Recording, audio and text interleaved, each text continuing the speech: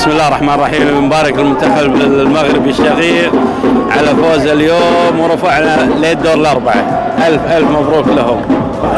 المباراة اليوم كانت تاريخية وكانت واحد النقطة اللي هي انتقالية في تاريخ الكرة، خصوصا بالنسبة للمنتخب المغربي وكذلك العرب، وبالنسبة لي غادي تغير الموازين لا بالنسبة للعرب أو بالنسبة للغرب.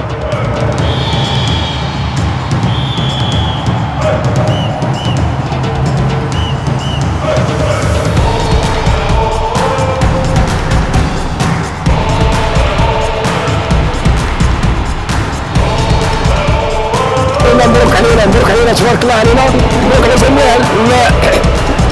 الدول العربيه، والحمد لله على التتويج يعطيه كل شيء الشعب. بجد رفعوا راسنا، حاجه تشرف. ان شاء الله اللي جاي احسن، ان شاء الله الماتش النهائي ان شاء الله، وان شاء الله ياخدوها ان شاء الله. وعاش المسلمين وعاش المغاربه وعاش الافريقيين وعاش القطر. امين. تحيا المغرب، احنا جزائريين فرحانين كثير المغرب ما شاء الله. مغرب يونايتد. نفرحوا الجميع. مبروك المغرب، مبروك ان شاء الله نستناوهم في النهائي. مبروك عليهم رجاله لعبوا مزيان.